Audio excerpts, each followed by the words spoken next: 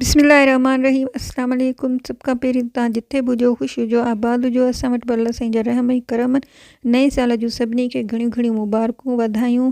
अल्लाह कंदो त हीउ साल सभिनी जा लाइ रहमतुनि ऐं बरकतुनि वारो थींदो। अॼु असां पचाए रहिया आहियूं मिक्स भाॼी पंहिंजे घर में सिंधी तरीक़े सां, जेका ॾाढी मज़ेदार थींदी आहे ऐं खाइण में बि ॾाढी मज़ेदार त हूंदी आहे, पर ठाहिण बि ॾाढी आसान आहे। हिन में सभु सियारे जूं भाॼियूं असां इस्तेमालु करे रहिया आहियूं, जेके मुदाइतियूं आहिनि, मिलण बि तमामु आसान आहिनि। अचो त अॼु तव्हांखे ॿुधायूं त असां पंहिंजी मंझंदि जी मानी में छा ठाहियो आहे। उन सां गॾु अचार रखियो आहे।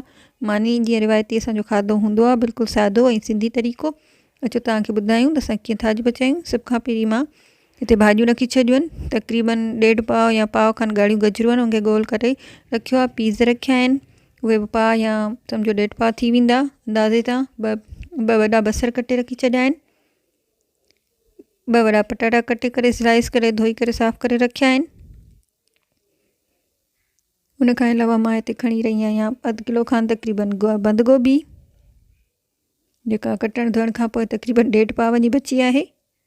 उन खां अलावा 2 वॾा टमाटा मां खयां आहिनि, इन्हनि जी मां खलियल आहे इस्तेमालु थी कयां। कि धोई साफ़ु करे रखियो आहे। थूम जूं 3 खां 4 ॻड़ियूं छिले करे रखी छॾियूं आहिनि, जिनखे असां कुटे इस्तेमालु कंदासीं। 1/2 कोप गिह जो, वधीक जे हस्बे ज़रूरत या सम्झो। सावा धाणा। मसालनि में मां खयो आहे ॻाढ़ा मिर्च 1 चमिचो, सुका धाणा 1 चमिचो, हेड 1/2 चमिचो, जीरो 1/2 चमिचो ऐं लूण जो 1 चमिचो। सभ खां पहिरीं मां थांव तुर ते चाढ़े थी छॾियां। हिन में जेको आहे घी शामिलु कंदसि, तक़रीबन 1/2 कोप खां थोरो वधीक आहे। तव्हां पंहिंजे अंदाज़े जे मुताबिक़ विझी वठिजो। औरतूं रत पचाए जूं माहिर आहिनि, उनखे अंदाज़ो हूंदो आहे। हिन में मां हिन गरम घी में मां शामिलु करे रही आहियां बसर। बसर खे मां हल्को फ्राई करे वठंदसि। लाइट गोल्डन कंदासीं हिनखे।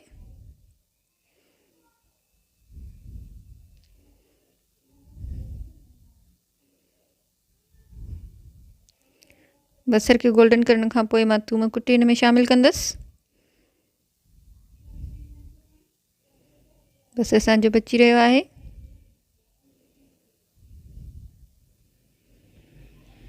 हाणे बसि असांखे एतिरो ई बसर घुरिजो पिए। थूम कुटे वरिती आहे, उहा हिन में शामिलु था करे छॾियूं असां।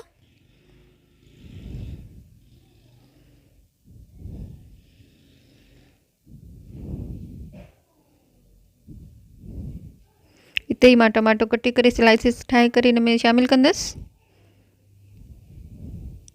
टमाटे जी खल लथल आहे, त जल्दी ॻरी वेंदो।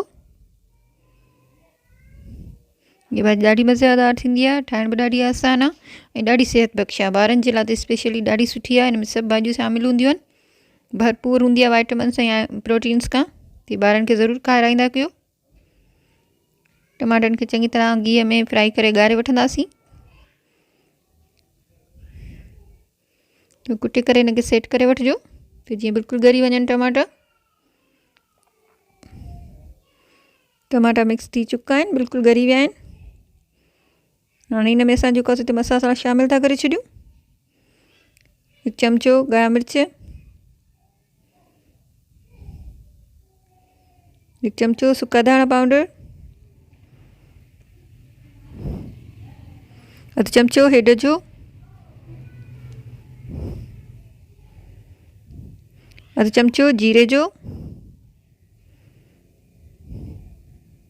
ऐं 1 चमिचो लूण जो, या अंदाज़े जे मुताबिक़ या ज़रूरत जे मुताबिक़, जीअं तव्हांखे सुठो लॻे या जेको तव्हांजो टेस्ट हुजे। चङी तरह मिक्स करे वठो।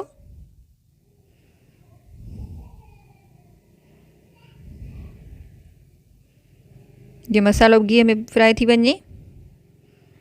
मसाला त असांजे हथरादू हूंदा आहिनि। पैकेटनि वारा मसाला असां इस्तेमालु न आहियूं कंदा। सिंधी अक्सर करे मसाला पंहिंजे ई सिंधी हूंदा आहिनि, उन्हनि खे कुटे करे पीसे करे रखंदियूं आहिनि, सुगड़ मायूं हूंदियूं आहिनि। हिते ई मां शामिलु पई कयां सभु पंहिंजूं भाॼियूं, पटाटा, ॻाढ़ियूं गजरूं ऐं मटर। हिते मां बंदि गोभी जो इस्तेमालु फ़िलहालु नथी कयां, उहा सफ़ा नाज़ुक भाॼी आहे, जल्दी ॻरी वेंदी आहे। फ़िलहालु मां उनखे न पई ते विझां। हिननि भाॼियुनि खे इन ई घीअ मसाले में मिक्स करे चङी तरह थोरो भुञी वठंदासीं।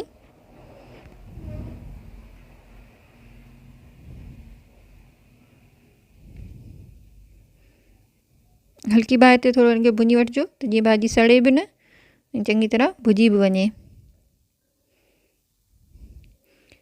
भुञण खां पोइ हिन में हिते शामिलु करे छॾियो बंदगोभी।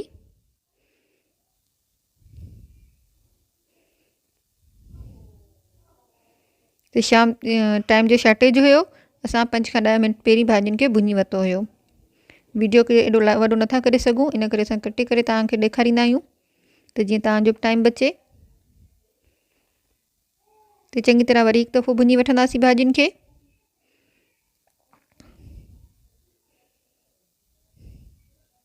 हिते 5 मिंट दम ॾेई छॾियोसि। दम ॾियण खां पोइ बंदगोभी ॿियूं भाॼियूं थोरो थोरो पाणी पंहिंजो छॾींदियूं आहिनि। उनखे ख़ुशि करे हिकु दफ़ो वरी थोरी भुञणी ॾेई वठो।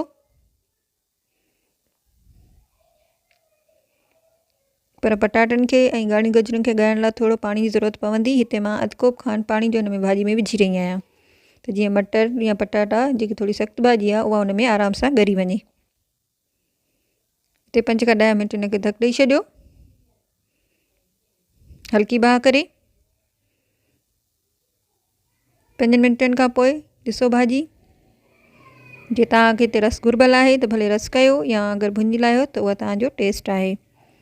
असां हिते आख़िर में सावा धाणा इस्तेमालु करे रहिया आहियूं।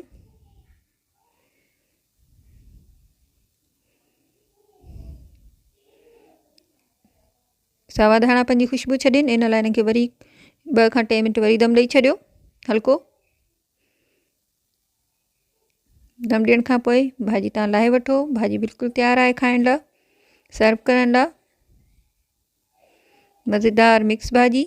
उमेद अॼु जी भाॼी तव्हांखे ॾाढी वणी हूंदी ऐं खाई बि ॾिसिजो, ट्राई बि कजो। असांजे चैनल खे लाइक कयो, सब्सक्राइब कयो ऐं पंहिंजा कमेंट ज़रूरु कंदा कयो। असां ॿाहिरां ठाहियूं पिया, उन में के ग़लतियूं हूंदियूं, के ख़ूबियूं हूंदियूं, के ख़राबियूं हूंदियूं, त तव्हां ज़रूरु पंहिंजा कमेंट्स असांखे ॾींदा कयो। असांखे तव्हांजे कमेंट्स जो वधि खां वधि इंतज़ारु हूंदो आहे।